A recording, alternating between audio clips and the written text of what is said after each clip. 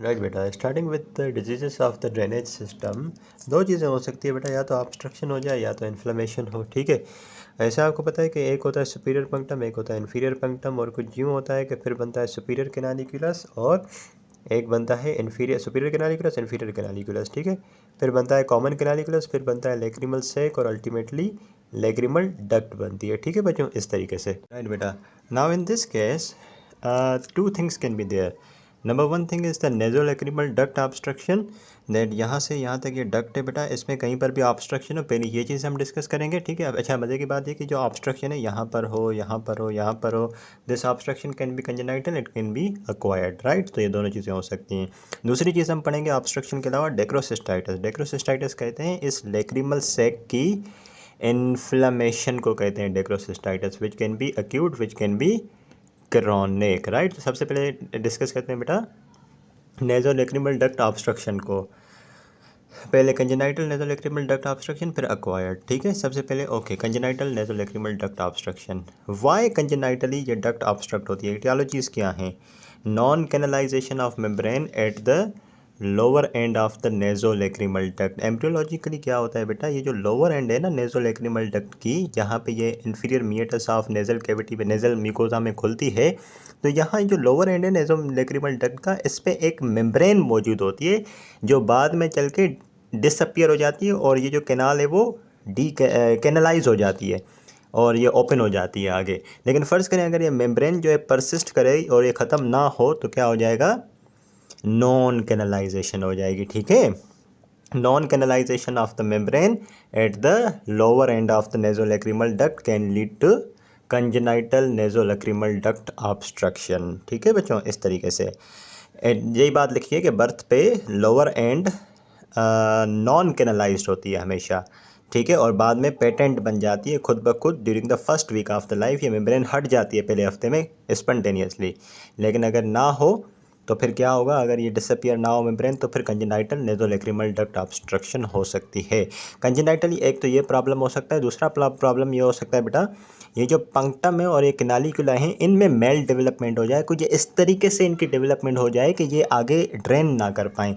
अगर ये पंक्टम कुछ इस तरीके का होता है तो कुछ इस तरीके का बहुत नैरो सा पंक्टम हो जाए, ये भी मेल डेवलपमेंट है, तो भी इसमें टीयर जो है वो आगे ड्रेन नहीं हो पाएंगे। तो दो लेवल पे मैंने आपको प्रॉब्लम बताए, एक तो नेज़ोलैक्रिमल डक्ट के इन्फीरियर एंड पे, ठीक है, नेज़ोलैक्रिमल डक्ट के इन्फीरियर एंड पे एक मेम्ब्रेन होती है जो कि बाद में हट जाती है। अगर ये परसिस्ट कर जाए तो फिर ऑब्स्ट्रक्शन हो जाएगी। दूसरा मैंने बताया मेल डेवलपमेंट या तो पंक्टम में या तो कैनालिकुलस में, जिसकी वजह से ऑब्स्ट्रक्शन हो सकती है। ठीक है बच्चों, अच्छा एक बच्चा है जिसको कंजेनाइटल नेज़ोलैक्रिमल डक्ट ऑब्स्ट्रक्शन है, तो वो प्रेजेंट कैसे करेगा? जहाँ तक बात है बेटा प्रेजेंटेशन की, तो बाय द वे इसका इंसिडेंस क्या है? 5% of the full term new born, 5% जितने भी बच्चे पैदा होते हैं नए, उनमें से 5% बच्चों के अंदर 5% बच्चों के अंदर ये कंडीशन देखने को मिलती है। यूनिलेटरल भी हो सकती है, बायलेटरल भी हो सकती है, लेकिन बायलेटरल इन्वॉल्वमेंट ज़्यादा कॉमन है। ठीक है बच्चों, बायलेटरल इन्वॉल्वमेंट ज़्यादा कॉमन है। तो अगर ये आपकी एक साइड की नेज़ोलैक्रिमल डक्ट है, ये दूसरी साइड की नेज़ोलैक्रिमल डक्ट है, दोनों में मेम्ब्रेन होती है, दोनों की मेम्ब्रेन डिसअपियर हो जाती है नॉर्मली, लेकिन अगर ये परसिस्ट कर जाए तो कंजेनाइटल नेज़ोलैक्रिमल डक्ट ऑब्स्ट्रक्शन होगी बायलेटरली। ठीक है, ओके। इसके बाद अगर नीचे हम चलें तो अब ज़रा खुद सोचें कि इसकी प्रेजेंटेशन क्या आएगी, पेशेंट की सिम्टम्स क्या होंगे? Symptoms will manifest by the age of 3 to 4 weeks in 90 to 80% cases. Why? जैसे देखो बच्चा जो पैदा हो रहा है वो तो ऑब्स्ट्रक्टेड नेज़ोलैक्रिमल डक्ट के साथ पैदा हो रहा है ना, तो उसी दिन आप उसको प्रेजेंटेशन आनी चाहिए। लेकिन 3 से 4 हफ्तों के बाद जाके सिम्टम्स क्यों आते हैं? क्योंकि लैक्रिमल ग्लैंड ही 3 से 4 हफ्ते के बाद बनता है। तो नेज़ोलैक्रिमल डक्ट जो है उसका काम ही क्या होता है? टीयर्स को ड्रेन करना। ठीक है बच्चों, तो फ़र्ज़ करो अगर ये नेज़ोलैक्रिमल डक्ट है और जब तक लैक्रिमल ग्लैंड नहीं बना, तो इस नेज़ोलैक्रिमल डक्ट का तो कोई काम ही नहीं है, इसका काम होता है टीयर्स को ड्रेन करना। ठीक है ना, लेकिन 3-4 हफ्ते तक तो लैक्रिमल ग्लैंड ही नहीं होता, ग्लैंड नहीं होता तो इसने कुछ ड्रेन भी नहीं करना होता, तो भले ही अगर बंद भी रहे तो किसी किस्म के सिम्टम नहीं आएंगे क्योंकि पीछे टीयर्स जमा नहीं होंगे। लेकिन 3 से 4 हफ्ते के बाद जब लैक्रिमल ग्लैंड डेवलप हो जाता है, ये टीयर बनने लगते हैं और यहाँ आते हैं और नीचे ऑब्स्ट्रक्शन होती है, तो टीयर्स यहाँ जमा होते हैं। ठीक है, और फिर प्रॉब्लम्स आना स्टार्ट हो जाती हैं। जैसे कि अब यहाँ पे टीयर जमा होंगे तो क्या होगा, वाटरी आइज़ होंगी। ये टीयर्स आगे नहीं जा पाएंगे तो पीछे जमा होते जाएंगे तो वाटरी आइज़ होगी।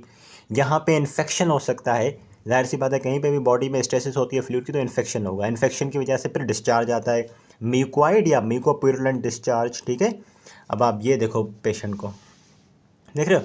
अब ये एक बच्चा है, ऑब्वियसली 1 महीने से बड़ा होगा, इसका लेक्रिमल ग्लैंड बन चुका है। ये रहा इसका लेक्रिमल ग्लैंड और ये रही इसकी नेज़ो लेक्रिमल डक्ट। अब मसला ये है, इसकी मेम्ब्रेन नीचे परसिस्ट कर रही है। अगर ये खुली हुई होती तो फिर तो मसला ही नहीं था। अब ये मेम्ब्रेन परसिस्ट कर रही है जिसकी वजह से टीयर यहाँ जमा हुए और टीयर्स के जमा होने की वजह से इन्फेक्शन हो गया। इन्फेक्शन की वजह से डिस्चार्ज आ रहा है। डिस्चार्ज कैसा आ रहा है बेटा, म्यूकोप्यूरुलेंट डिस्चार्ज आ रहा है। ठीक है, कितना ईजी है। और वाटरी आइज़ होंगी पेशेंट की, ये देखो कितनी अच्छी पिक्चर है। वाटरी आइज़ है, म्यूकोप्यूरुलेंट डिस्चार्ज है बायलेटरली। सही है बच्चों, इस तरीके से। और ओके, आई कहाँ जमा हो रहा है बेटा ये mucopurulent discharge, accumulates on the eyelid margin. ये मार्जिन है आईलिड की, यहाँ पे near the medial canthus. Okay, regurgitation test करते हैं, वो पॉजिटिव आती है अगर ऑब्स्ट्रक्शन होती है तो। रीगर्जिटेशन टेस्ट क्या होती है बेटा, gentle pressure over the lacrimal sac. Lacrimal sac के रीजन पे जेंटली प्रेशर अप्लाई करते हैं। The reflex of the fluid और mucopurulent material from the puncta. समझ आई बात, मैं बताता हूँ। देखो इस पिक्चर में देखो, अब नीचे तो ऑब्स्ट्रक्शन है, सही है, नेज़ोलेक्रिमल डक्ट है, करीबी यहाँ पे कोई सैक होता है। ठीक है, और यहाँ पे आपके कोई पंक्टा होते हैं। ठीक है, अब नीचे ऑब्स्ट्रक्शन है, यहाँ टीयर जमा है, इन्फेक्शन हो गया है, डिस्चार्ज आ रहा है। अब जब आप ये सैक के लेवल पे आप प्रेशर डालते हो ना, इसको दबाते हो तो क्या होता है, अब जो यहाँ प्रेशर पड़ेगा तो टीयर्स नीचे तो नहीं जा सकते, लेकिन यहाँ से ऊपर आते हैं, पंक्टा के थ्रू यहाँ बाहर निकलते हैं टीयर्स। ठीक है, और हम कहते हैं ओके अब रिगर्जिटेशन टेस्ट पॉजिटिव है। हमने प्रेशर दिया, यहाँ से फ्लूइड बाहर आया, पंक्टा से बाहर आया आइस में, तो हम कहते हैं रिगर्जिटेशन टेस्ट पॉजिटिव है, मतलब नीचे ऑब्स्ट्रक्शन है, तभी तो फ्लूइड यहाँ आया है, वरना नीचे चला जाता। ठीक है बच्चों, इस तरीके से देखो रिगर्जिटेशन टेस्ट में क्या किया हमने, जेंटल प्रेशर दिया ओवर द लेक्रिमल सैक और फ्लूइड ने रिफ्लेक्स किया, फ्लूइड या फिर म्यूकोप्यूरुलेंट डिस्चार्ज वो पंक्टा से बाहर आई की तरफ निकलेगा। कॉम्प्लिकेशंस क्या हो सकती हैं बेटा, डिफरेंट कॉम्प्लिकेशंस हो सकती हैं। एक तो म्यूकोसील बन सकता है। ठीक है, और जैसे मैंने बताया एक बहुत ज़बरदस्त इसकी कॉम्प्लिकेशन है वो क्रॉनिक डेक्रोसिस्टाइटिस। क्रॉनिक डेक्रोसिस्टाइटिस मैं बताता हूँ। देखो अगर ये बेटा obstructed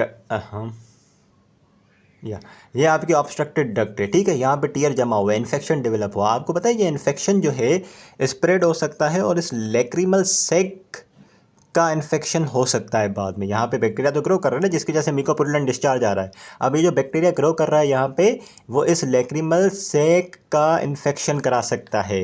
and the infection of the lacrimal sac is called dacryocystitis. It can be acute, it can be chronic, but remember the congenital nasolacrimal duct obstruction can lead to chronic dacryocystitis. इसके अलावा fistula बन सकता है। देखो यहाँ पे water tears जमा हो रहा है, अब जाने का नीचे रास्ता नहीं है, तो एबनॉर्मल फिस्टुला बन जाता है, abnormal connection between the nose and the nasolacrimal duct. ठीक है, तो ये कॉम्प्लिकेशन है बेटा बहुत बड़ी।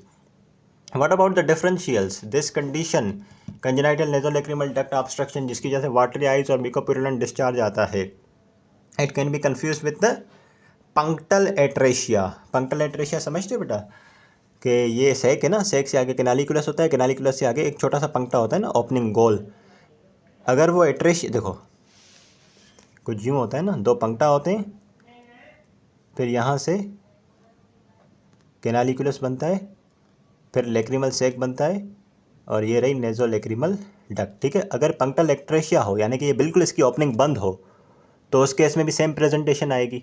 ठीक है, क्योंकि ये टीयर्स यहाँ पे जमा होंगे और अंदर ड्रेन नहीं हो पाएंगे। ठीक है, so the congenital nasolacrimal duct obstruction can be confused with the punctal atresia, can be confused with the conjunctivitis, खास करके क्लेमाइडियल कंजक्टिवाइटिस, क्योंकि उसमें भी सेम प्रेजेंटेशन होती है, वाटरी आइज होती हैं, म्यूकोप्यूरुलेंट डिस्चार्ज होता है। Okay, one more differential of the nasolacrimal duct obstruction congenital is the congenital glaucoma. जो कंजेनाइटल ग्लाउकोमा के बच्चे होते हैं उनमें भी वाटरी आइज होती हैं, तो यहाँ पे भी वाटरी आइज हैं, डिस्चार्ज है, so it can be confused.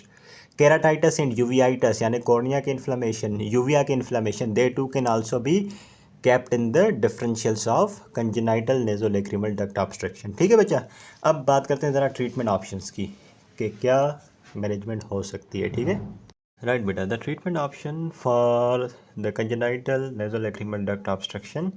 The first thing is the conservative management and then comes the surgical management. Conservative includes number one is the spontaneous patency. 90% cases में ये होता है 6 महीने के अंदर और 95% केसेस में 9 महीने के अंदर खुद ब खुद ये ऑब्स्ट्रक्शन नीचे से खुल जाती है और ये मसला हल हो जाता है.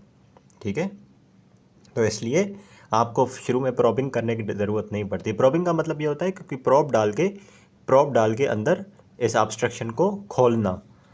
तो हम क्या करते हैं, अगर कोई बच्चा है जिसको कंजेनाइटल nasolacrimal डक्ट ऑब्स्ट्रक्शन है तो हम 6 से 9 महीने इंतज़ार करते हैं. ये खुद ब खुद कंडीशन सही हो जाती है. अगर नहीं होती तो फिर हम इसमें प्रॉब डाल के इस ऑब्स्ट्रक्शन को खोल देते हैं. ठीक है, इसको हम प्रॉबिंग कहते हैं. अच्छा, दूसरी चीज़ आती है कंजर्वेटिव के अंदर massaging of the lacrimal sac. Digitally pressure apply करते हैं बाहर से लेक्रिमल सैक के रीजन में. It increases the hydrostatic pressure of the tears inside the sac and it may rupture the membranous obstruction जो कि नीचे थी. 10 स्ट्रोक्स देते हैं 4 दफ़ा एक दिन में. तो ये कितना प्यारा काम है. आप बेटा देखो, अगर ये कंजेनाइटल nasolacrimal डक्ट ऑब्स्ट्रक्शन है, ऊपर टीयर जमा हो रहा है, आप क्या करते हो, डिजिटली ऊपर से सैक के लेवल पे प्रेशर अप्लाई करते हो. तो क्या होता है, यहाँ बाहर से आप प्रेशर देते हो, अंदर टीयर का प्रेशर बढ़ता है, तो टीयर का प्रेशर सारा यहाँ ट्रांसमिट होता है और ये ऑब्स्ट्रक्शन फट जाती है और यहाँ से बेटा जो ड्रेनेज बिल्कुल सही से होने लगती है. तो इसको हम कहते हैं massaging of the lacrimal sac. 10 stroke देते हैं 4 दफ़ा एक दिन के अंदर. कंजर्वेटिव मैनेजमेंट बेटा एंटीबायोटिक्स भी आ जाती हैं. एंटीबायोटिक्स देनी पड़ जाती हैं पेशेंट को क्योंकि टीयर्स जमा होते हैं तो बैक्टीरियल इन्फेक्शन होता है जिसकी वजह से म्यूकोपुरुलेंट डिस्चार्ज आता है. And the topical antibiotic drops use करते हैं ताकि सेकेंडरी इन्फेक्शन ना हो. जब तक पेटेंसी नहीं होती, जब तक ऑब्स्ट्रक्शन खुल नहीं जाती, तब तक हमें टॉपिकल एंटीबायोटिक्स देनी पड़ती हैं. सिस्टमिक एंटीबायोटिक्स की अमूमन ज़रूरत नहीं पड़ती, तभी देते हैं जब कॉम्प्लिकेट कर जाए ये इन्फेक्शन, जैसे कि फिस्टुला बन जाए, क्रॉनिक डेक्रोसिस्टाइटिस हो जाए, ठीक है, म्यूकोसील बन जाए, इन केसेस में. Right, then comes the surgical management. Surgical management is indicated after 4 to 6 months जब कंजर्वेटिव ट्रीटमेंट फेल हो जाए. स्पॉन्टेनियसली नहीं खुली ऑब्स्ट्रक्शन, मसाजिंग से सही नहीं हो रहा है, एंटीबायोटिक्स जो है वो यूज़ कर रहे हैं, उसके बावजूद भी इन्फेक्शन हो रहा है. तो 4 से 6 महीने गुजर रहे हैं, कंजर्वेटिव मैनेजमेंट फेल हो चुकी है. आप करते हो सर्जिकल प्रोसीजर जिसमें सबसे पहली चीज़ आती है प्रोबिंग, जो कि हम करते हैं जनरल एनेस्थीसिया में. हम क्या करते हैं, आँख के थ्रू जाते हैं और प्रोब पास करते हैं पंक्टम में. ठीक है, अगर ये आपकी बेटा यहाँ देखो, यहाँ पे होगा ना पंक्टम आपका, तो यहाँ से हम अंदर पंक्टम में जाते हैं, सही है, और पंक्टम से फिर कैनालिकुलस में जाते हैं, कैनालिकुलस से फिर लेक्रिमल सैक में आते हैं और उसके बाद यहाँ nasolacrimal डक्ट में आने के बाद इस ऑब्स्ट्रक्शन को उड़ा देते हैं, ख़त्म कर देते हैं. ठीक है, ये देखो जनरल एनेस्थीसिया में करते हैं, प्रोब पास करते हैं पंक्टम के थ्रू कैनालिकुलस में, फिर लेक्रिमल सैक में, यहाँ से nasolacrimal डक्ट में जाते हैं और ऑब्स्ट्रक्शन को तोड़ देते हैं, ओवरकम कर देते हैं ऑब्स्ट्रक्टिव मेम्ब्रेन को eight the lower end of the nasolacrimal duct. ठीक है बच्चों, इस तरीके से. उसके अलावा सर्जिकल मेथड के अंदर दूसरी चीज़ आ जाती है सिरिंजिंग, जिसको इरिगेशन भी कहते हैं. ये भी बहुत ज़बरदस्त प्रोसीजर है. It is done to confirm the opening and functioning of the lacrimal drainage system. इसमें क्या होता है, आप प्रोसेस समझोगे तो मैं बताता हूँ. इसमें हम क्या करते हैं बेटा कि सैक के लेवल पे अगर ये आपके 2 पंक्टा हैं, सही है, और ये कैनालिकुलस है, कॉमन कैनालिकुलस है, फिर उसके बाद लेक्रिमल सैक है और nasolacrimal डक्ट है. ठीक है बच्चों, तो हम क्या करते हैं, यहाँ पे सैक के लेवल पे नॉर्मल लाइन का प्रेशर देते हैं, बॉडी टेम्परेचर पे नॉर्मल लाइन डालते हैं. और नॉर्मल लाइन जब हाई प्रेशर पे डालते हैं ना हम यहाँ पे, तो हो सकता है इधर हाई प्रेशर क्रिएट होने की वजह से सारे टीयर्स रश करें यहाँ पे और जो नीचे ऑब्स्ट्रक्शन थी उस ऑब्स्ट्रक्शन को तोड़ के नीचे आ जाए. तो इस तरीके से भी ऑब्स्ट्रक्शन खुल सकती है. प्रॉबिंग और सिरिंजिंग को कंपेयर करें तो result of probing are excellent. 90% children are cured by first probing and then further 6% by the second probing. 90% बच्चों में तो पहली दफ़ा प्रॉब मारने से ही बच्चा सही हो जाता है, लेकिन 6% बच्चों में क्या होता है कि सेकंड प्रॉबिंग करनी पड़ती है. ठीक है बेटा, इसके अलावा दूसरे ऑप्शन भी हैं सिरिंजिंग के अलावा, प्रॉबिंग के अलावा. दूसरे ऑप्शंस में आ जाता है बेटा जैसे कि इंट्यूबेशन विद द सेलेस्टिक ट्यूब डाल के उसको हम इंट्यूबेट कर देते हैं और ऑब्स्ट्रक्शन ख़त्म हो जाती है. कुछ मेथड्स हैं, इसकी बड़ी डिटेल नहीं दी हुई, लेकिन still you can keep in your mind कि these are some methods as well. Balloon catheter dilation में क्या होता है, nasolacrimal डक्ट के अंदर एक बलून पास करते हैं, ये बलून आ गया डक्ट के अंदर, फिर इस बलून को डायलेट करते हैं. जब ये बलून डायलेट हो जाता है तो डक्ट भी स्ट्रेच होती है। जब डक्ट स्ट्रेच होती है तो उसके नीचे मौजूद ऑब्स्ट्रक्शन भी खुद ब खुद खुल जाती है प्रेशर की वजह से। एक और प्रोसीजर है जिसको हम कहते हैं डेक्रोसिस्टोराइनोस्टमी। ये तब करते हैं जब सारे ऊपर वाले प्रोसीजर फेल हो जाएं, जब probing, syringing, balloon catheter, intubation with silastic tube इनसे काम ना हो तो फिर हम करते हैं DCR, डेक्रोसिस्टोराइनोस्टमी तब करते हैं। ठीक है, जब बेटा ये ऊपर वाले सारे प्रोसीजर कर लिए, सारे फेल हो गए, फिर भी AP4 आए पेशेंट को, ज़्यादा से ज़्यादा टीयर्स आ रहे हैं आंखों में, नीचे ड्रेन नहीं हो पा रहे हैं ऑब्स्ट्रक्शन की वजह से, तो उसको फिर हम करते हैं DCR। ख़ास करके 5 से 6 साल की उम्र के बाद ये प्रोसीजर परफॉर्म किया जाता है। ठीक है बच्चों, इस तरीके से। सो या this is all about the congenital nasolacrimal duct obstruction and its management. Okay, congenital के बाद एक्वायर्ड नेज़ोलैक्रिमल डक्ट पे नेज़ोलैक्रिमल डक्ट ऑब्स्ट्रक्शन पे जाने से पहले एक और कंडीशन है, ज़रा वो मैं आपको दिखा दूँ, समझा दूँ। That is the amniotocele. ठीक है, ये मैं समझाता हूँ, फिर हम चलते हैं एक्वायर्ड नेज़ोलैक्रिमल डक्ट ऑब्स्ट्रक्शन पे। राइट बेटा, now I have to tell you this condition, the amniotocele, और उसके बाद हम चलते हैं एक्वायर्ड नेज़ोलैक्रिमल डक्ट ऑब्स्ट्रक्शन पे। आपको पता है बेटा, दोबारा वही चीज़ बना रहा हूँ। पंक्टम आ गए दो, ऊपर वाली कैनालिक्यूलस, नीचे वाली कैनालिक्यूलस, कॉमन कैनालिक्यूलस, ये सेक बन गया और ये डक्ट बन गई। ठीक है बच्चों, अगर कुछ यूँ हो बेटा कि पेशेंट को कंजेनाइटल नेज़ोलैक्रिमल डक्ट ऑब्स्ट्रक्शन हो, यहाँ पे वेल्व ऑफ हेसनर के लेवल पे ये ऑब्स्ट्रक्शन हो, सही है बच्चों, और क्या हो, और इसके अंदर टीयर्स तो ज़ाहिर जमा होंगे ही होंगे, लेकिन अगर साथ में एमनियोटिक फ्लूइड और म्यूकस फ्लूइड जमा हो जाए, पीछे जो हमने congenital nasolacrimal duct obstruction discuss की थी उसमें सिर्फ क्या जमा हो रहा था बेटा, टीयर्स एक्यूमुलेट हो रहे थे, लेकिन अगर यहाँ पे एमनियोटिक फ्लूइड कलेक्ट हो जाए then it is said to be the amniotocele या कंजेनाइटल डेक्रियोसील। ठीक है, यहाँ पे एमनियोटिक फ्लूइड कलेक्ट हो जाए, यहाँ नीचे ऑब्स्ट्रक्शन है, एमनियोटिक फ्लूइड जमा हो गया, नीचे नहीं जा पा रहा, जिसकी वजह से यहाँ पे एक स्वेलिंग बन जाएगी इस फ्लूइड के जमा होने की वजह से, और वो swelling bluish grey cystic swelling होगी, कुछ इस तरीके से, ब्लूइश ग्रे सिस्टिक स्वेलिंग, इसको हम एमनियोटोसील कहते हैं। ये स्वेलिंग क्यों बनी है, क्योंकि नीचे एमनियोटिक फ्लूइड जमा हो गया है, और नीचे ड्रेन क्यों नहीं हो रहा, क्योंकि वेल्व ऑफ हेसनर के लेवल पे ऑब्स्ट्रक्शन है। So amniotocele is a bluish grey cystic swelling of the lacrimal sac. यहाँ लेक्रिमल सेक पे एमनियोटिक फ्लूइड जमा हो जाता है, यहाँ स्वेलिंग हो जाती है। ठीक है, due to the collection of the amniotic fluid और the mucus within the lacrimal sac as a consequence of congenital nasolacrimal duct block at the level of the valve of the Hessner। ठीक है बच्चों, treat करने का क्या तरीका है, massage and topical antibiotic drops. आप क्या करते हो, यहाँ पे मसाज करते रहते हो तो प्रेशर पड़ता है, अंदर जो एमनियोटिक फ्लूइड है यहाँ नीचे रश करता है, मुमकिन है ऑब्स्ट्रक्शन को तोड़ के बाहर निकल जाए। ठीक है, और ज़ाहिर सी बात है बेटा, एमनियोटिक फ्लूइड यहाँ जमा हो रहा है तो इन्फेक्शन के चांसेस होते हैं, तो फिर हम टॉपिकल एंटीबायोटिक्स भी साथ में देते हैं पेशेंट को। अगर 1 से 2 हफ्ते में कोई रिस्पॉन्स नहीं आ रहा एंटीबायोटिक देने से, मसाजिंग से, तो फिर हमें प्रोबिंग करनी पड़ती है, प्रोब डाल के इस ऑब्स्ट्रक्शन को ख़त्म करना पड़ता है। ठीक है बच्चों, उसके बाद comes after the congenital nasolacrimal duct obstruction is the acquired nasolacrimal duct obstruction. जाहिर सी बात है ये एक्वायर्ड काजेस होंगे, बचपन में बिल्कुल ठीक थे, लेकिन अभी 15-20 साल की उम्र में क्या हुआ, हमें नेज़ोलैक्रिमल डक्ट ब्लॉक हो गई, उसकी वजह से सिम्टम्स आ रहे हैं। तो बड़ा काज हो सकता है इन्वोल्यूशनल स्टेनोसिस। ठीक है, यानी कि एजिंग की वजह से नेज़ोलैक्रिमल डक्ट जो है, एजिंग की वजह से, कोई ख़ास रीज़न पता नहीं है, बस एजिंग की वजह से नेज़ोलैक्रिमल डक्ट ऑब्स्ट्रक्ट हो जाए, और ये मोस्ट कॉमन काज माना जाता है, फीमेल्स ज़्यादा अफेक्टेड होती हैं।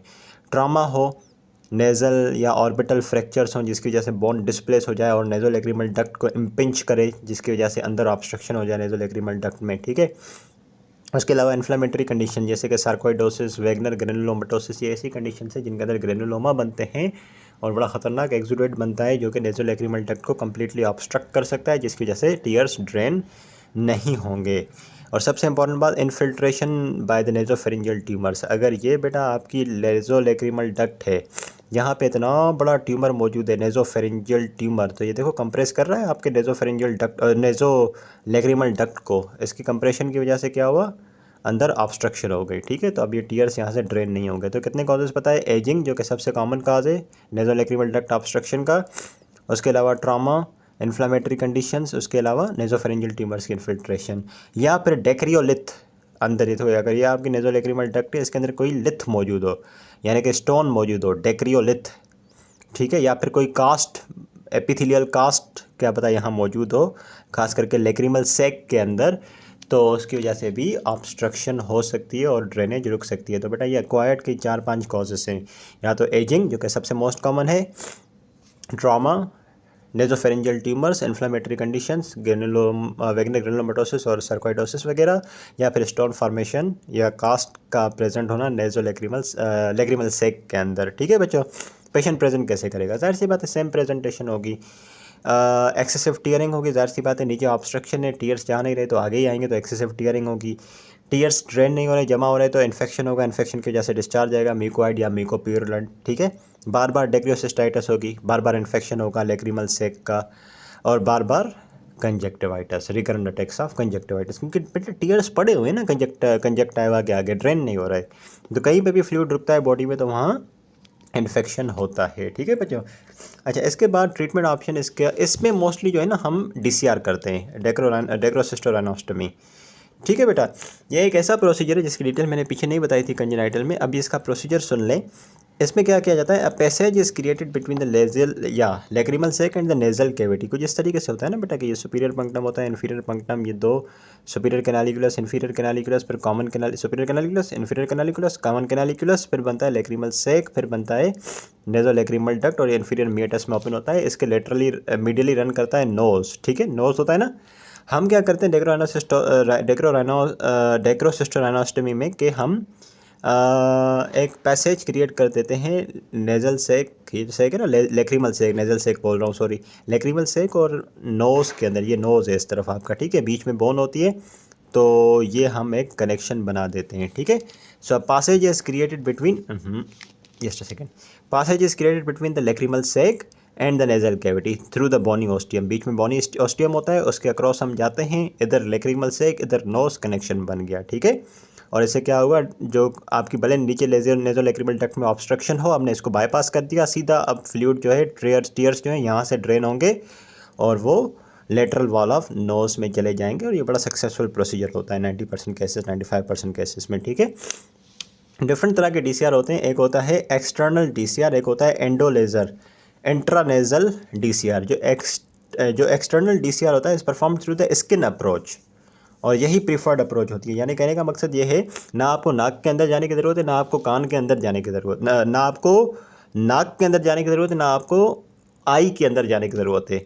मतलब इस रीजन पे, यहाँ से स्किन है ना बेटा, यहीं पर आप देखते हो, यहाँ पे होता है ना सैक आपका, ये सैक मौजूद है, ये आप जस्ट अ सेकेंड, ये सैक मौजूद है, ये लेटरल वॉल है नोज की, आप यहीं से ऊपर से स्किन से ये कनेक्शन बना देते हो दोनों के बीच में। ठीक है, और एक होता है बेटा दूसरा मैंने बताया एंडोलेजर इंट्रानेजल DCR, जिसमें क्या होता है, हम नोज के थ्रू अंदर जाते हैं और अंदर जाने के बाद लेटरल वॉल में एक ओपनिंग बनाते हैं, और उस ओपनिंग को बनाने के बाद अंदर से ही लेक्रिमल सैक के साथ कनेक्शन बना देते हैं। मतलब पहली जो वैरायटी थी ना एक्सटर्नल DCR, उसमें स्किन को काटना पड़ता है, तभी इन दोनों के बीच में हम कनेक्शन बना सकते हैं। लेकिन जो एंडो लेज़र या इंट्रानेजल वैरायटी है, उसमें बाहर स्किन को किसी किस्म का कट नहीं देना पड़ता, हमें अंदर नाक से जाते हैं और अंदर ही दोनों के बीच में कनेक्शन बनाते हैं, लेटरल वॉल ऑफ नोज़ और लेक्रिमल सैक के बीच में। ठीक है बच्चों, तो आप यहाँ से ज़रा देख लो, एक था आपके पास एक्सटर्नल DCR, जिसमें हम ये प्रीफर्ड होता है, स्किन पे हम जो है स्किन के थ्रू बाहर से हम करते हैं। लेकिन जो एंडो लेज़र वैरायटी होती है उसमें हम नेज़ल अप्रोच अप्लाई करते हैं, अंदर जाते हैं नाक के और ओपनिंग बनाते हैं लेटरल वॉल ऑफ नोज़ में लेज़र के थ्रू। और अब देखो यहाँ पे आए अंदर से, यहाँ लेटरल वॉल में एक ओपनिंग बनाई और उसको हम कनेक्ट कर देंगे लेक्रिमल सैक के साथ। ठीक है, success rate is less than the skin approach, skin approach ज़्यादा सक्सेसफुल होती है compare to this intranasal variety. समझ आया बेटा, इस तरीके से। तो this is all about the nasolacrimal duct obstruction, congenital and acquired. अब हम ज़रा बात करेंगे डेक्रोसिस्टाइटिस की, एक्यूट और क्रॉनिक डेक्रोसिस्टाइटिस। बच्चों डेक्रोसिस्टाइटिस किसको कहते हैं? The inflammation of the lacrimal sac particularly. ठीक है, तो ज़रा इसको डिस्कस करते हैं। राइट बेटा, talking about the acute dacryocystitis, as I mentioned, it's acute inflammation of the lacrimal sac, right? Okay. Now the question is, what is the reason behind the inflammation of the lacrimal sac, the acute inflammation? It may be de novo, or it may be more commonly as a secondary infection after the nasolacrimal duct obstruction. This is the lacrimal sac, let's suppose, right? This is the canaliculus and this is the nasolacrimal duct. ये duct है, ये sac है, ये canaliculus है, ठीक है, इस तरीके से बच्चों, ओके। अच्छा, अब दो चीज़ें हो सकती हैं बेटा, या तो इस लेक्रिमल सेक का इन्फेक्शन डिनोवो हो, खुद ब खुद हो, या ऐसा हो सकता है कि नीचे डक्ट ऑब्स्ट्रक्ट थी जिसकी वजह से यहाँ टीयर्स जमा हुए, जिसकी वजह से सेकेंडरी इन्फेक्शन हुआ बैक्टीरिया का, उस बैक्टीरिया ने सेक को इन्वॉल्व कर लिया, ठीक है बेटा। तो या तो डिनोवो भी हो सकता है, मोर कॉमनली डिनोवो डेग्रोसिस्टाइटिस ही होती है, लेकिन सेकेंडरी इन्फेक्शन भी हो सकता है। कौन सा बैक्टीरिया होता है बेटा जो मोस्टली इन्वॉल्व करता है? It can be staph, it can be strep, pneumococcus, या these are the bacteria pyogenic organism mostly. Patient present कैसे करेगा बेटा? पेशेंट प्रेजेंट को जिस तरीके से करेगा, ज़ाहिर सी बात इन्फेक्शन यहाँ पर है बेटा, तो इस रीजन में इन्फ्लेमेशन होगी और ये पूरा एरिया बाहर रेड हो जाएगा, स्वेलिंग हो जाएगी मीडियल कैंथस के रीजन में, और एपीफोरा होगा। ज़ाहिर सी बात है यहाँ पर इन्फेक्शन है, इन्फ्लेमेशन है, तो इन्फ्लेमेशन की वजह से यहाँ से टीयर्स ड्रेन नहीं कर पाएंगे और टीयर्स यहाँ बहुत ज़्यादा आएंगे आँखों में, और उसको हम एपीफोरा कहते हैं, ठीक है बच्चों। तो अगर आप ये पिक्चर देखो, just a second, right, you can see in this picture, can you see the redness, can you see the swelling at the level of the lacrimal sac, at the level of the medial canthus? There is the redness, there is the swelling, and obviously पस भी दिख रही होगी आपको क्योंकि ये bacterial infection है, ठीक है। और पेशेंट की आइज़ बड़ी वाटरी सी हैं क्योंकि टीयर्स के नीचे जाने के लिए रास्ता ही नहीं, इतनी बड़ी स्वेलिंग है, डक्ट में, सेक में इन्फ्लेमेशन चल रही है, तो टीयर्स ड्रेन नहीं हो पा रहे, ठीक है बेटा। इस वजह से पेशेंट को एपीफोरा होता है। अच्छा, एग्जामिनेशन जब करेंगे तो एग्जामिनेशन पे क्या मिलेगा? मीडियल कैंथस पे इतनी बड़ी स्वेलिंग मिलेगी जो कि रेड है, टेंडर टू टच करोगे बहुत पेनफुल होती है।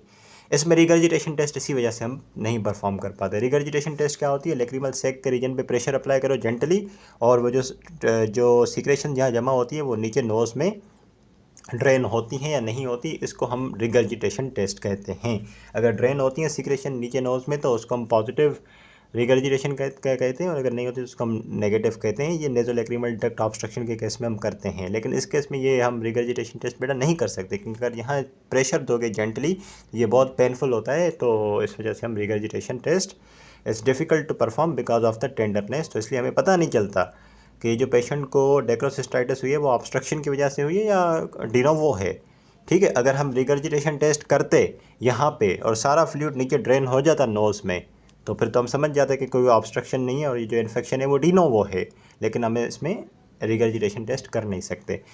और उसके अलावा एग्जामिनेशन पे एक तो स्वेलिंग मिल गई मीडियल कैंथस पे, और प्यूरलेंट डिस्चार्ज इन्फेक्शन की वजह से, और सबसे इंपॉर्टेंट बात, पस जब बहुत ज़्यादा कलेक्ट हो जाएगा तो एक बड़ा एप्सिस बन जाएगा, और आपको ये दिख भी रहा है ये एप्सिस, ठीक है। ओके जी, एप्सिस की एक और बहुत अच्छी पिक्चर ये रही, ठीक है। रेडनेस है, स्वेलिंग है, पस कलेक्शन है, दैट इज़ द एप्सिस। रिगर्जिटेशन नहीं कर सकते, डिस्चार्ज आ रहा है, ठीक है बेटा। एप्सिस में रप्चर एंड द पस कैन कम आउट, ठीक है, इस तरीके से। और ये देखो एप्सिस रप्चर हो गया और पस बाहर आ गई, ठीक है जी, इस तरीके से। What can be the complications? क्या यहाँ से इन्फेक्शन स्प्रेड हो सकता है? बिल्कुल, इन्फेक्शन यहाँ से स्प्रेड हो सकता है और जाके प्रीसेप्टल एरिया में जा सकता है, ठीक है। जो ऑर्बिट की बोन होती है वहाँ पे जा सकता है, थिन मेम्ब्रेन होती है, तो वहाँ पे इन्फेक्शन जा सकता है, वहाँ पे सेल्यूलाइटिस करवा सकता है, ठीक है बच्चों। इस तरीके से ये देखो, ये एक्यूट डेक्रोसिस्टाइटिस का पेशेंट है, ये रही स्वेलिंग, और अब ये देखो ये प्रीसेप्टल एरिया में इन्फेक्शन फैल गया है, ये हो गई प्रीसेप्टल सेल्यूलाइटिस, ठीक है जी। प्रीसेप्टल सेल्यूलाइटिस, एक तो ये कॉम्प्लिकेशन हो गई। दूसरी कॉम्प्लिकेशन क्या है एक्यूट डेक्रोसिस्टाइटिस की? External fistula formation. नीचे पस का इतना प्रेशर था कि बाहर, ये देखो ये पूरा रीजन सेक का है, नेज़ोलैक्रिमल सेक का रीजन है बेटा, ठीक है। अंदर इतना पस का प्रेशर था कि ये पूरा बाहर फिस्चुला ही बन गया, ये फिस्चुला अंदर लेके जाएगा आपको सेक की तरफ, ठीक है बेटा। तो ये दो बहुत बड़ी कॉम्प्लिकेशंस हैं एक्यूट डेक्रोसिस्टाइटिस की। Will now be talking about the treatment of the acute dacryocystitis. सही है, the treatment options we have is the, सबसे पहले कंजर्वेटिव मैनेजमेंट, और फिर उससे सही नहीं हो बेटा तो फिर हम सर्जरी करते हैं। कंजर्वेटिव मैनेजमेंट के अंदर we have to provide the patient with antibiotics, और बहुत पेनफुल होती है ये कंडीशन, इन्फ्लामेटरी होती है, तो हम एनाल्जेसिक एंटी इन्फ्लामेटरी भी देते हैं, और हॉट फॉर्मेंटेशन गर्म कपड़े की सिकाई वगैरह करते हैं, उससे सूथिंग इफेक्ट मिलता है। ठीक है जी, इस तरीके से। अच्छा, एंटीबायोटिक्स हम सिस्टमिक एंटीबायोटिक्स ले सकते हैं और टॉपिकल आई ड्रॉप्स भी एंटीबायोटिक के लगाते हैं। अगर बेटा इस कंजर्वेटिव मैनेजमेंट से पेशेंट सही नहीं होता, परसिस्टेंट स्वेलिंग है, रेडनेस है, पस फॉर्मेशन है, एब्सिस बना हुआ है, सर्जरी करते हैं। क्या करते हैं, एब्सिस को हम इंसिजन देते हैं और सारी पस को बाहर एवैक्यूएट कर लेते हैं, ड्रेन कर लेते हैं। Probing and irrigation should not be performed in the acute dacryocystitis. मैंने पीछे बताया था कि रिगर्जिटेशन टेस्ट नहीं कर सकते, वो तो ऑब्वियसली नहीं कर सकते, पेनफुल होता है बहुत।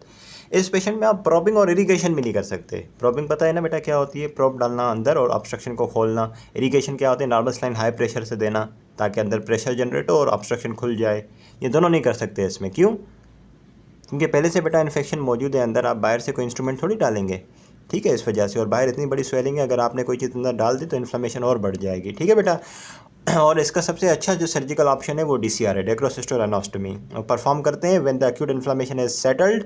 एक्यूट इन्फ्लेमेशन तो सेटल हो गई है, लेकिन अभी तक इन्फेक्शन परसिस्ट कर रहा है, लेकिन अब वो क्रॉनिक की तरफ जा रहा है। एक्यूट जो स्टेज थी ना, जिसमें बहुत ज़्यादा रेडनेस, बहुत ज़्यादा स्वेलिंग थी, अब वो सबसेट हो गई है, लेकिन the infection is still there. Patient still has epiphora. ठीक है, बहुत ज़्यादा। देखें, ये लेक्रिमल सैक है बेटा और नीचे डक्ट बनेगी। सही है। अगर इन्फेक्शन एक्यूट जो स्टेज थी वो सबसाइड हो गई है, लेकिन infection is still there, infection is still there and the tears are unable to be drained here, जिसकी वजह से पेशेंट को एपिफोरा हो रहा है। तो फिर हम DCR करते हैं, जिसमें हम क्या करते हैं बेटा, यहाँ पे एक पैसेज बनाते हैं जो कि सैक को सीधा कनेक्ट करती है नेजल कैविटी से, lateral wall of the nose से, और टीयर्स जो फिर इस रूट से इजीली ड्रेन हो जाते हैं। दिस इज ऑल अबाउट बेटा acute decrocystitis. We'll now be talking about the chronic inflammation of the lacrimal sac, that is the chronic decrocystitis. Right beta, now times for chronic decrocystitis. It's the chronic inflammation of the lacrimal sac. Previously we talked about the acute decrocystitis. Right, the etiology behind this is the impaired outflow of the sac. This is the etiology exactly like the acute decrocystitis, but there is a little difference. ठीक है, पीछे acute decrocystitis में क्या था, दो चीज़ें थी। अगर ये आपकी कॉमन कैनालिकुलस है, ये लेक्रिमल सैक है, ये लेजोलेक्रिमल डक्ट है। ठीक है, acute decrocystitis में क्या था बच्चों, कि दो चीज़ें हो सकती हैं, या तो डिनोवो इन्फेक्शन होगा, या फिर अगर डिनोवो ना हुआ तो फिर दूसरी चीज़ ये हो सकती है कि नीचे आपके ऑब्स्ट्रक्शन हो, जिसकी वजह से यहाँ टीयर जमा हो और यहाँ इन्फेक्शन हो, और इन्फेक्शन की वजह से डेक्रोसिस्टाइटिस होता है। तो डिनोवो हो सकता है, सिर्फ इस एरिया को इन्वॉल्व करे इन्फेक्शन, कोई और प्रॉब्लम नहीं है, नीचे पेटेंसी है। या दूसरी चीज़ ये हो सकती है, यहाँ नीचे ऑब्स्ट्रक्शन है, जिसकी वजह से यहाँ टीयर कलेक्ट होते हैं, टीयर कलेक्ट होते हैं और यहाँ इन्फेक्शन डेवलप होता है और एक्यूट डेक्रोसिस्टाइटिस होती है। पीछे ये था। क्रॉनिक डेक्रोसिस्टाइटिस के पीछे एक ही इटियोलॉजी है, वो है impaired outflow of the sake, जिसकी वजह से टीयर जमा होते हैं, सेकेंडरी इन्फेक्शन होता है। इसके अंदर डिनोवो का केस नहीं है। ठीक है, इसमें ऑब्स्ट्रक्शन होती है सेक के लेवल पे, टीयर जमा होते हैं, इन्फेक्शन होता है, ख़त्म बात। This leads to chronic dacryocystitis. More common than the acute variety is the chronic dacryocystitis. Right, जाहिर सी बात है बेटा, यहाँ ऑब्स्ट्रक्शन है, टीयर्स ड्रेन नहीं हो पा रहे, यहाँ इन्फेक्शन हो चुका है, टीयर्स यहाँ से आएंगे, एक्सेसिव टीयरिंग होगी, जिसको हम कहते हैं कांस्टेंट वाटरिंग होगी आइस की, तो इसको हम एपिफोरा कहते हैं। ठीक है जी। अच्छा, अब यहाँ पे इन्फेक्शन मौजूद है, इन्फ्लेमेशन चालू है यहाँ पे, तो इन्फ्लेमेशन होगी। ठीक है, इन्फेक्शन मौजूद है, इन्फ्लेमेशन होगी, इन्फ्लेमेशन की वजह से क्या होगा, स्वेलिंग होगी। और वाटरी आइस तो हैं ही है। ठीक है, अब ये एक बहुत अच्छी पिक्चर है क्रॉनिक डेक्रोसिस्टाइटिस की। आप देख रहे हो बेटा, रेडनेस है, स्वेलिंग है, और इसको आप डिफ्रेंशिएट अच्छे से कर पा रहे हो एक्यूट से। राइट, एक्यूट से आप इसको अच्छे से डिफ्रेंशिएट कर पा रहे होंगे कि एक्यूट में स्वेलिंग काफ़ी प्रोमिनेंट थी, इसमें स्वेलिंग कम है, लेकिन still the picture is same. वहाँ भी रेडनेस थी, यहाँ भी रेडनेस है। ठीक है बेटा, लेकिन स्वेलिंग के साइज़ यहाँ पे बहुत कम है। ठीक है, ओके, मीडियल कैंथल एरिया में ये मौजूद है। अब अगर हम आगे चलें तो क्लिनिकल प्रेजेंटेशन में एक और मैं आपको बात बताऊँ कि in rare cases bilateral nasolacrimal duct obstruction may be present with the bilateral lacrimal sac swelling। होता है ना बेटा, अगर बायलेटरल, देखो ना, ये आपका सेक है, नीचे डक्ट है। ठीक है, ये नीचे डक्ट है और ये सेक है। इसी तरीके से यहाँ पे ये सेक है और नीचे डक्ट मौजूद है। अगर डक्ट में बायलेटरली ऑब्स्ट्रक्शन है तो यहाँ भी डेक्रोसिस्टाइटिस होगी, यहाँ भी डेक्रोसिस्टाइटिस होगी। तो ये देखो, एक ये डेक्रोसिस्टाइटिस की स्वेलिंग, एक ये डेक्रोसिस्टाइटिस की स्वेलिंग आ गई। ठीक है बच्चा। तो रेयर केसेस में होता है, मोस्टली यूनिलेटरल होता है, लेकिन रेयर केसेस में बायलेटरल भी हो सकता है। ठीक है। अच्छा, अब इसमें हम रिगर्जिटेशन टेस्ट कर सकते हैं, क्योंकि इसमें पेशेंट को किसी किस्म की टेंडरनेस नहीं होती। आप देख पा रहे हो कितना बड़ा फ़र्क है। एक्यूट की पिक्चर मैंने आपको दिखाई, कितना बड़ा एब्सिस था, कितना ज़्यादा पेनफुल था, कितना बड़ा साइज़ में स्वेलिंग थी, लेकिन क्रॉनिक के केस में स्वेलिंग कम होती है। ठीक है। तो आप रिगर्जिटेशन टेस्ट यहाँ पे करते हो, जिसकी वजह से वो पॉजिटिव आती है। सही है। And there is the reflex of the watery mucoid और the mucopurulent discharge from the punctum. ठीक है। अब देखो, ये सेक है, सेक में स्वेलिंग मौजूद है, ये नीचे नेजोलैक्रिमल डक्ट है। ठीक है। अब नेजोलैक्रिमल डक्ट तो नीचे से ऑब्स्ट्रक्ट है, तभी तो क्रॉनिक डेक्रोसिस्टाइटिस हुई है। यहाँ पे आप जेंटल प्रेशर अप्लाई करोगे, जो अंदर सिक्रेशंस होगी वो सारी कहाँ से आएंगी? क्या वो नीचे डक्ट से नोज़ में आएंगी? नहीं, नीचे ऑब्स्ट्रक्शन है, वो यहाँ पंक्टम के थ्रू बाहर आई में आएंगे। तो हम कहेंगे okay, regurgitation test is positive, that there is obstruction, जिसकी वजह से इन्फेक्शन हुआ है और सारा डिस्चार्ज यहाँ बाहर आ रहा है रिगर्जिटेशन टेस्ट पे। इससे ज़्यादा आसान डिलीवरी नहीं हो सकती बेटा। I hope you are clear with this. ठीक है बच्चों, इस तरीके से। सो या लेट्स सी सम पिक्चर्स। ये देखो, हमने रिगर्जिटेशन टेस्ट परफॉर्म किया। ये हमने मीडियल कैंथस के लेवल पे, लेक्रिमल सेक के लेवल पे प्रेशर दिया। प्रेशर देने से क्या हुआ? सारा पस आँख के अंदर आ गया पंक्टम के थ्रू। नीचे भी जा सकता था, लेकिन नीचे ऑब्स्ट्रक्शन है, इसलिए नहीं गया। सही है। ये देखो एक और पिक्चर क्रॉनिक डेक्रोसिस्टाइटिस की। रिगर्जिटेशन टेस्ट करने के बाद सारा का सारा पस जो है ना पंक्टम के थ्रू निकल के आई में आ गया। ठीक है बच्चों, इस तरीके से। या ओके, इसके बाद थोड़ा सा आगे चलें, नेक्स्ट पेज पे आप देखो। Just a second. Mucocele formation भी देखी जा सकती है इस कंडीशन में। म्यूकोसिल फॉर्मेशन में occur if the sac becomes dilated after the blockage of the common canaliculus. अब जाहिर सी बात है बेटा, अब ये देखें, ये आपका लेक्रिमल सेक के नीचे इधर से कैनालिक्यूलस आ रहा है, नीचे लेजर लेक्रिमल डक्ट है, नीचे ऑलरेडी ऑब्स्ट्रक्शन मौजूद है, यहाँ पे इन्फेक्शन डेवलप हो रहा है। और क्या हुआ? इन्फेक्शन की वजह से, इन्फ्लेमेशन की वजह से जो कॉमन कैनालिक्यूलस है वो भी प्लग हो गया। अब ना नीचे जाने का रास्ता ना ऊपर जाने का रास्ता, सारी सिक्रेशन यहाँ पे जमा होगी और ये पूरा क्या बन जाएगा? म्यूकोसील बन जाएगा। म्यूकोसील फॉर्मेशन में occur if the sac becomes dilated after the blockage of the common canaliculus. ठीक है, इस तरीके से। अच्छा, एक बड़ी कॉम्प्लिकेशन यहाँ लिखी हुई है बेटा क्रॉनिक डेक्रोसिस्टाइटिस की, वो है यूनिलेटरल कंजक्टिवाइटिस। जिस साइड पे आपको क्रॉनिक डेक्रोसिस्टाइटिस है, it can lead to the involvement of the conjunctiva leading to the chronic conjunctivitis. क्या था बेटा इसमें? बहुत आसान सी बात थी। एक्यूट से अगर कंपेयर करो तो एक्यूट में डिनोवो भी होता है और सेकेंडरी इन्फेक्शन भी होता है। यहाँ पे सिर्फ सेकेंडरी इन्फेक्शन होता है। अगर आपको एक ऑब्स्ट्रक्शन है नेज़ोलैक्रिमल डक्ट में या सेक के लेवल पे, फॉरेन इन्फेक्शन डेवलप होता है और क्रॉनिक डेक्रोसिस्टाइटिस होती है, लेक्रिमल सेक की इन्फ्लेमेशन होती है, इन्फेक्शन होता है, ख़त्म बात। और वही फिर एपिफोरा होगा पेशेंट को। ठीक है, इन्फेक्शन इन्फ्लेमेशन की वजह से स्वेलिंग होगी, रेडनेस होगी। रिगर्जिटेशन टेस्ट परफॉर्म करेंगे तो आंखों में सारा वो डिस्चार्ज आ जाएगा, नीचे ड्रेन नहीं हो पाएगा। सिंपल। सबसे बड़ी complication unilateral conjunctivitis, mucocele formation. ठीक है जी। इसमें ट्रीटमेंट ऑप्शन DCR करते हैं बेटा, डेक्रोसिस्टोराइनोस्टमी। यहाँ पे हम बनाते हैं ये सब। पहले ऑब्वियस सी बात है, एंटीबायोटिक दे के सारी पस ख़त्म करते हैं। और नीचे ऑब्स्ट्रक्शन है जिसकी वजह से टीयर्स जमा हो रहे थे तो इन्फेक्शन हो रहा था ना। अब आप काम करें, यहाँ बनाएं एक कनेक्शन, इसको कनेक्ट कर दें लेटरल नेज़ल वॉल से। जैसे ही टीयर्स आएँ सीधा ड्रेन हो जाएँ लेटरल नेज़ल वॉल में, और टीयर्स जमा नहीं होंगे तो इन्फेक्शन भी नहीं होगा। इसके दो अप्रोचेस हैं जो कि मैं पहले डिस्कस कर चुका हूँ डेक्रोसिस्टोराइनोस्टमी की। एक होती है एक्सटर्नल अप्रोच जो बाहर हम करते हैं, और एक होती है इंट्रानेज़ल एंडोलेजर अप्रोच। ठीक है बच्चों, इस तरीके से। So this is all about the acute and the chronic dacryocystitis. अब डेक्रोसिस्टाइटिस हो गई बेटा, लेक्रिमल सेक की इन्फेक्शन इन्फ्लेमेशन हो गया। आप ज़रा चलते हैं लेक्रिमल ग्लैंड पे। लेक्रिमल ग्लैंड जो होता है ना बेटा, मेन लेक्रिमल ग्लैंड जिसकी मैंने एनाटॉमी भी बताई थी, अगर उसका इन्फेक्शन हो जाए, उसकी इन्फ्लेमेशन हो जाए, तो हम उसको कहते हैं डेक्रियो एडिनाइटस। लेक्रिमल ग्लैंड का इन्फेक्शन इन्फ्लेमेशन क्या कहते हैं? Dacryoadenitis. Can be acute, can be chronic. ठीक है। लेक्रिमल ग्लैंड से रिलेटेड एक और कंडीशन है, उसको हम कहते हैं केराटोकंजक्टिवाइटिस सिक्का, या फिर ड्राई आइज भी कहते हैं। तो पहले हम ज़रा डेक्रो एडिनाइटस को डिस्कस करते हैं, एक्यूट और क्रॉनिक, फिर हम ड्राई आई पे चलेंगे। ठीक है बच्चा, सबसे पहला कम्स द एक्यूट डेक्रो एडिनाइटस।